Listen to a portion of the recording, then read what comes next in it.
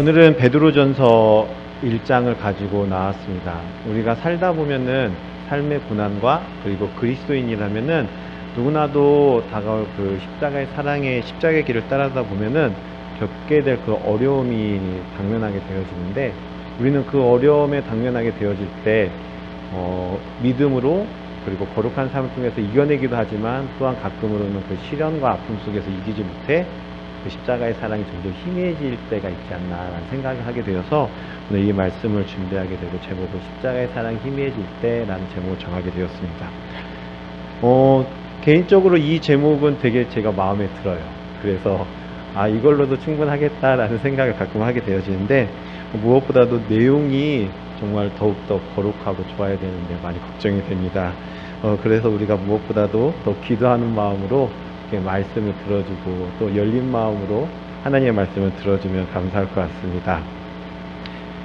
베드로전서에는 기록 목적이 있는데, 기록 목적은 간단하게 말하면 고난 가운데 있는 기독교인들에게 권면하고자 쓴 편지입니다. 그래서 베드로전서는 예수님에 대한 복음을 전하는 것보다 그 믿는 사람들이 그 고난 가운데 삶의 윤리와 도덕적으로 어떻게 살아야 되는지를 이야기하고 있는 공동서신이라고 말합니다.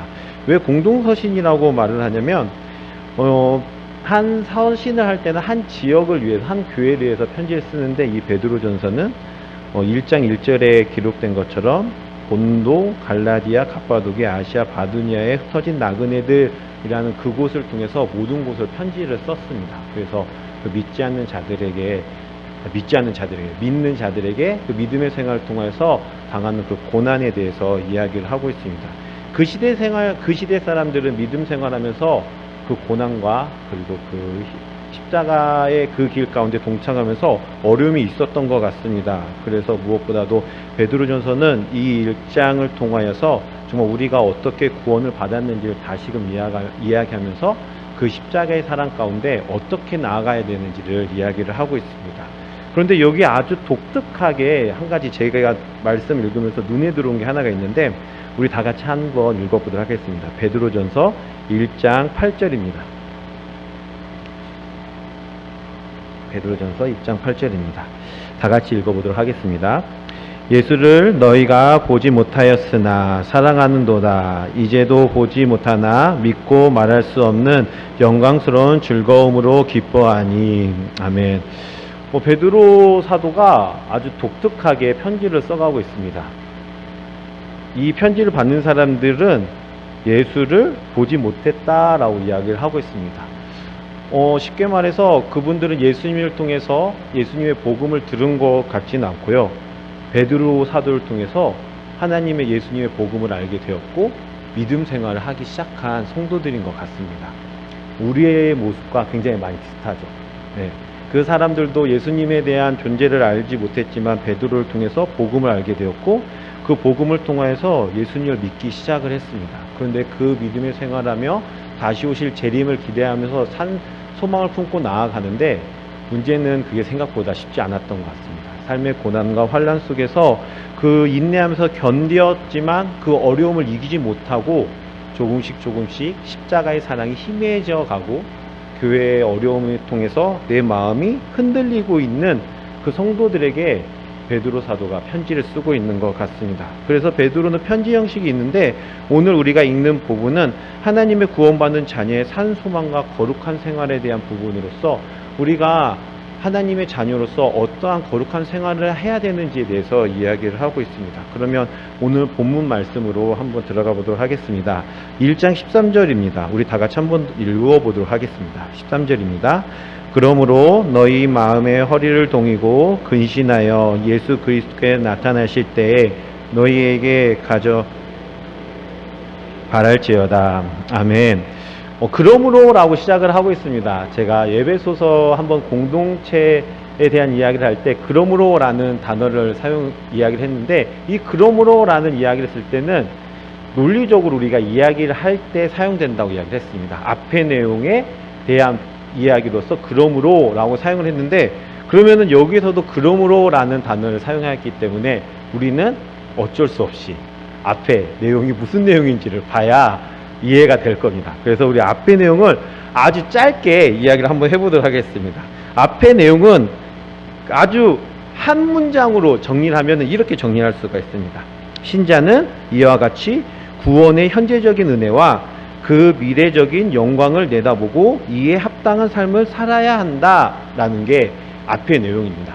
좀 더 풀어서 이야기를 하자면 베드로가 이 그리스도인 신자들에게 편지를 할 때 고난과 환난을 받고 있었습니다. 그래서 그 고난과 환난 가운데 베드로가 어떻게 이야기를 해야 될까 하다가 맨 처음에 교리적으로 이야기를 다가가기 시작하게 되어집니다. 하나님이 세상을 창조하셨고 그리고 인간에게 관심을 가지시며 인간을 구원하실 능력이 있는 분이다 라는 것을 다시금 신자들에게 이야기를 하며 베드로 사도들은 독자들에게 가장 먼저 언급한 것은 하나님께서 예수 그리스도를 죽은 자 가운데서 살리심으로 말미암아 구원의 산소망을 우리에게 주셨다라는 것을 믿는 자들에게 약속하셨다라는 것을 이야기하며 이야기를 하고 있습니다. 그래서 지금 당장 세상에서 제대로 내가 대우를 받지 못하고 환난과 고난 가운데 있지만 그 밖에 가운데 살고 있지만 썩어 없어질 세상의 기업을 바라보는 것이 아니라 더럽혀지지 않고 사라지지 않는 하늘의 영원한 기업을 품고 나아가라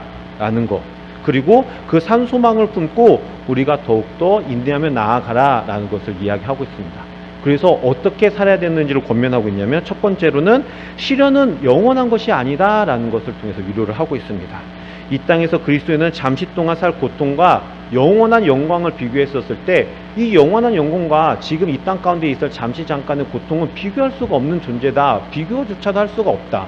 그렇기 때문에 너희들은 지금 이 세상에 겪는 고통이 잠시 잠깐이니 걱정하지 말고 인내하며 나아가라 라고 이야기를 하며 위로해주며, 또 두 번째로는 그리스도인에게 이 고난은 오히려 우리에게 더 좋은 덕이 된다라고 이야기를 하고 있습니다. 금이 연단되어 점금같이 나아가는 것 같이 우리의 믿음을 가진 신자들은 이 고난을 통하여서 순전한 믿음을, 순수한 믿음을 갖게 된다는 것입니다. 그리고 그 순수한 믿음을 통해서 구원을 받는다라는 것을 이야기하고 있습니다.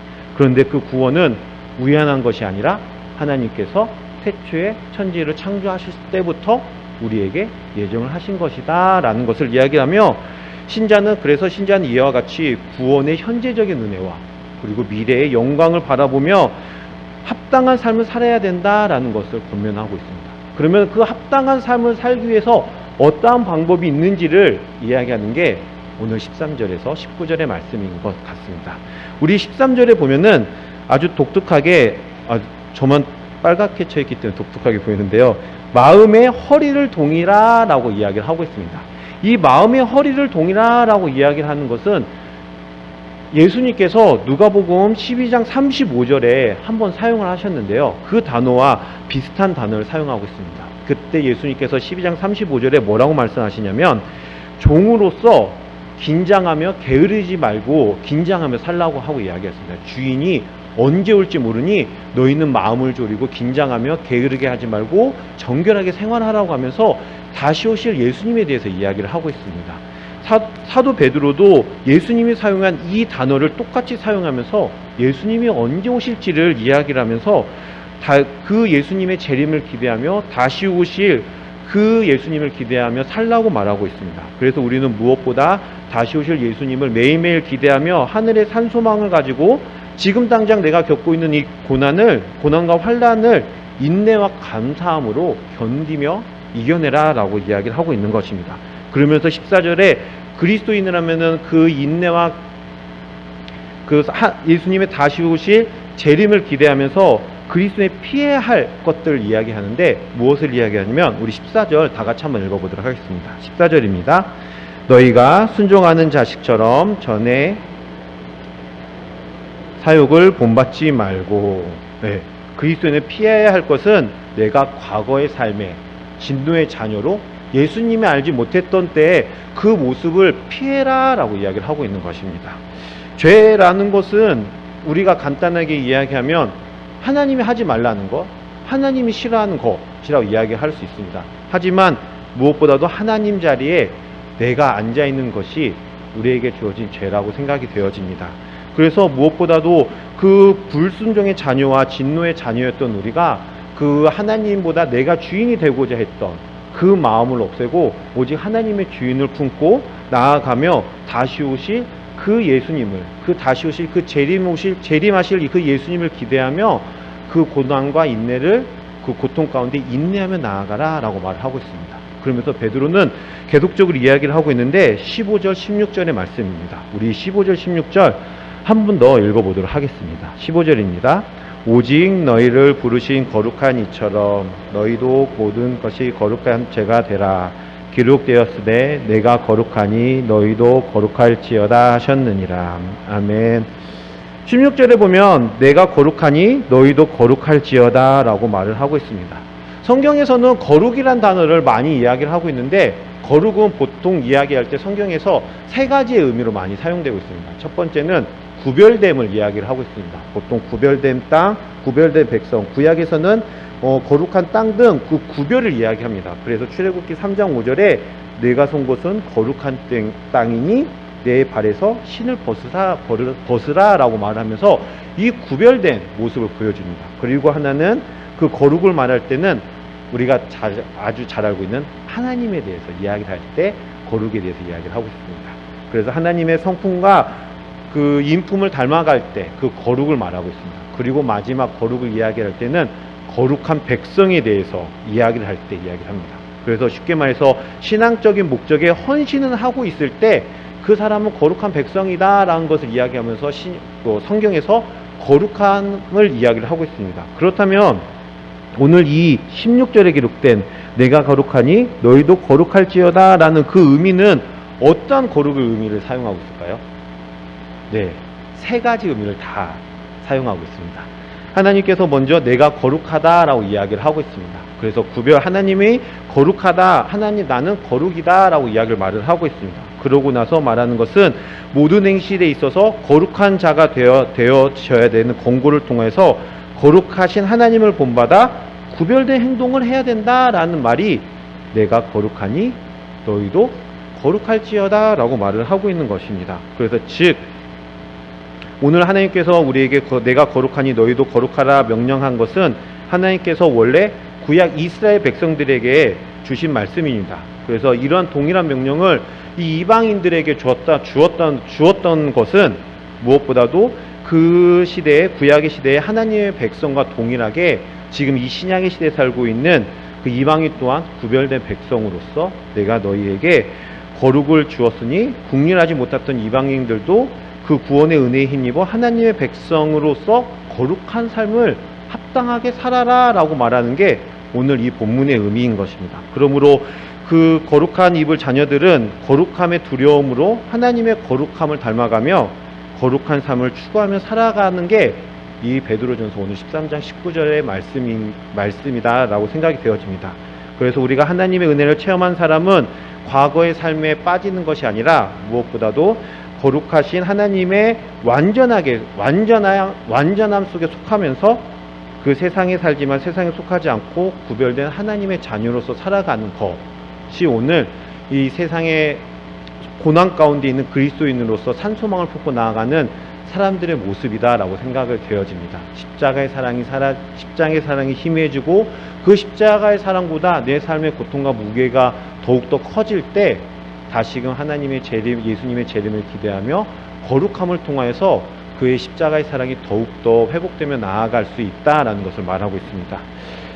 그런데 이러한 거룩한 삶에 대한 이야기, 제가 이 이야기를 하는 거 너무 처음 듣는 것처럼 제가 말을 하고 있지만 우리가 신앙생활을 한다면은 아마 수십 번은 듣지 않았나라는 생각을 하게 되어집니다. 거룩하게 살아야 된다는 것을 이야기할 때 우리는 너무나도 많은 당연하듯이 그리고 뻔한 이야기지 않나라고 생각이 되어집니다. 제가 이렇게 설교를 항상 하면 가끔 이렇게 너무 당연한 이야기를 설교를 하면 저희 아내가 없어서 지금 하인이가 잠들었나 봐요. 다행인 것 같습니다. 저희 아내가 늘 항상 이렇게 말을 합니다. 오늘 설교 너무 뻔했어.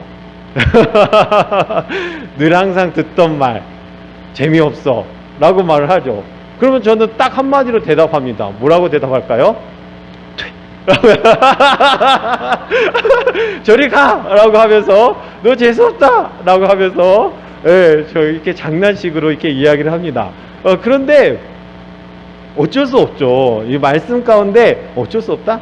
당연한 겁니다. 이 말씀 가운데 우리가 거룩한 삶을 살기 위해서는 그 거룩한 하나님의 모습을 닮아가는 게 너무나도 당연합니다. 그래서 십자가의 사랑을 통해서 우리는 구별된 백성이 되었다라는 것을 무엇보다 크게 이야기했는데, 그래서 그 십자가의 사랑에 힘입어 우리는 거룩한 성도로서 거룩한 삶을 살아가야 됩니다. 이건 너무나도 당연하지만 진리입니다. 그런데 우리가 살다 보면 그렇게 살지 못할 때가 좀 많다라는 생각이 많이 되어지게 됩니다. 지식으로는 이게 우리에겐 수많은 설교를 통해서 너무 많이 알게 되어집니다. 거룩한 삶을 살아야 되는 거 당연한 겁니다. 하나님의 하나뿐인 아들로 핏값으로 우리를 거룩한 백성이고 우리를 구원하셨기 때문에 우리는 그 하나님의 거룩을 따라서 살아가야 되는 거 너무 당연합니다. 우리가 지식적으로 지혜로 너무 잘 알고 있는 말입니다. 그런데 왜 행동을 못할까라는 생각을 잠깐 하게 되어졌습니다. 저의 개인적인, 저의 아주 젊은 수준의 생각으로는 그 이유는 제 생각입니다. 내가 너무 손해이기 때문에 라는 생각을 많이 하게 되어집니다. 내가 귀찮고 내가 힘들어지기 때문입니다. 내가 보니 거룩한 삶을 사는 게 생각보다 효율적이지 않아요. 내가 손해보는 게 너무 많아요. 남들보다 10분 일찍 일어나야 되고, 남들보다 일찍 움직여야 되고, 양보해줘야 되고, 내 것을 내어줘야 되고, 내가 포기를 해야 되고, 내가 거룩한 삶을 산다라고, 하나님의 삶을 산다고 고백을 한다고 하지만 내가 개인적으로 봤을 때 손해보는 게 너무 큰 것 같습니다. 그래서 이 거룩한 삶을 살아야지 라고 말을 하지만 그 거룩한 삶을 사는 게 저에게도 쉽지 않습니다. 하지만 하나님께서 우리에게 명령을 하셨습니다. 거룩한 삶을 살으라고. 그렇기 때문에 우리는 그 명령에 순종을 해야 됩니다. 그래서 내가 손해지만 힘들지만 하나님의 그 길에 거룩한 삶에 우리는 동참을 해야 됩니다. 세상의 사람들한테는 미련해 보이고 내가 손해보고 그리고 내가 억울함을 당할지언정 그 가운데 그 십자가의 사랑에 그 길에 그 거룩한 그 길에 거룩한 삶에 내가 동참한다 고백을 하며 나아가는 것이 우리가 거룩한 삶을 사는 모습이지 않나라고 생각이 되어집니다. 근데 너무나도 큰 거룩한 삶을 살 필요는 없다고 생각이 되어집니다. 내가 거룩한 삶을 살기 위해서 하나님의 목회자로서 소명을 받고 선교사를 떠나겠다라는 것보다 지금 내가 할 수 있는 조그만한 것부터 실행을 하는 게 좋지 않나 생각이 되어집니다. 베드로전서의 기록 목적은 예수님 믿는 사람의 고난을 통해서 도덕적으로 삶의 윤리적으로 어떻게 살아야 되는지에 대해서 이야기를 하고 있다고 생각이 되어집니다. 그렇기 때문에 우리가 거룩한 삶을 살기 위해서는 그런 어떤 모습이 필요할까라고 생각을 하다가 보면은 제가 제일 먼저 떠오른 것은 우리 종암제일교회 앞에 있는 횡단보도가 떠오릅니다. 생각보다 은근 먼 곳에 있어요. 은근 먼 곳에 있어요. 제가 청년회장하고 첫 만남인데 잊혀지지가 않더라고요. 청년회장이랑 딱 만났는데 밥을 먹으러 이제 첫 신방에 있을 때 밥을 먹으러 가는데 이렇게 쑥 건너서 가면 되는 그 길을 이렇게 돌아서 그 이마트 편의점 있는 곳으로 걸어가더라고요. 그래 이렇게 횡단보도 건너네요 라고 말했더니 아이들이 우리 이제 유초등부에서는 아이들한테 횡단보도 건너라 하는데 어떻게 선생님이 그 길을 건널 수 있겠냐라고 이렇게 이야기를 했더니 청년들이 크게 동요하진 않았어요. 왜냐면은 익숙하게 또 건너긴 하나 봐요. 근데 저는 그 모습을 보면서 이게 정말 거룩한 모습이구나, 거룩한 삶의 표현이구나 라고 생각이 되었습니다. 우리가 그냥 건너면 2분 이득 볼 수 있어요. 되게 편할 수 있습니다. 하지만 돌아서 가면서 우리가 손해본다 라고 생각되지만 그 거룩한 삶을 살아야 되는구나 라고 생각이 되어졌습니다. 그래서 저도 동재회장을 만나기 전까지는 수도 없이 무당회를 했는데 동재회장을 통해서 무당회는 하지 말아야겠다 라고 생각을 하고 오늘 예배를 마치면은 유모차를 끄고 과감하게 무당회를 늘 항상 하고 있습니다. 이게 우리의 모습이지 않나라고 생각이 되어집니다. 매일 실패를 해요. 거룩한 삶을 살아야겠다. 거룩한 삶이 손해다. 그렇지만 그래도 하나님 우리의 명령하셨기 때문에 우리는 거룩한 삶을 살아야 된다라고 하면서 거룩한 삶을 다짐하지만 늘 항상 우리가 배우는 것은 실패한다라는 것, 그리고 우리가 잘하지 못한다라는 것, 그리고 우리는 연약하구나라는 것입니다. 이렇게 동지회장이 이렇게 무당인들 하면은 저희 아내가 야 성도님이 보면 어떡하려고 그렇게 말합니다. 그러면 좌우로 살핍니다. 차가 오나 안 오나? 아니요. 성도님이 계시나 안 계시나? 야 없어 가도 돼 하면서 건너죠.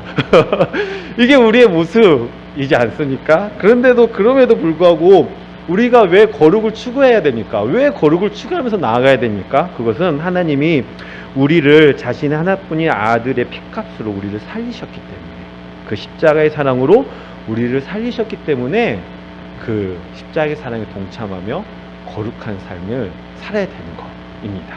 그래서 그 십자가의 사랑이 너무 가볍고 희미해질 때 우리는 다시금 거룩한 삶을 통하여서 그 십자가의 사랑의 위대함을, 그 소중함을 알게 되어지고, 그 십자가의 사랑을 소중함을 알았을 때 나의 자랑이 아니라 그 십자가의 사랑의 소중함을 알고 나누어 줄 수 있는 귀한 우리 종암제일교회 성도님들이 되기를 소망합니다.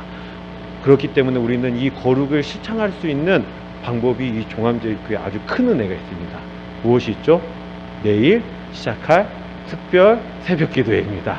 그걸 통해서 우리는 또 다른 거룩한 삶을 하겠지만 또 다른 어려움과 고난 가운데 있을 겁니다. 피곤하게 될 거고요. 팀장에게 욕을 먹을 수도 있고요. 졸려서 일을 할 수도 없을 거고요. 나의 몸의 피로와 여러 가지 어려움이 있겠지만 우리는 그 조그마한 하나씩 거룩한 삶을 동참해 나간다고 고백을 통해서 매일매일 깨어지면서 계속적으로 거룩한 삶을 나아가는 귀한 우리 종암제일교회 성도님 되길 소망합니다.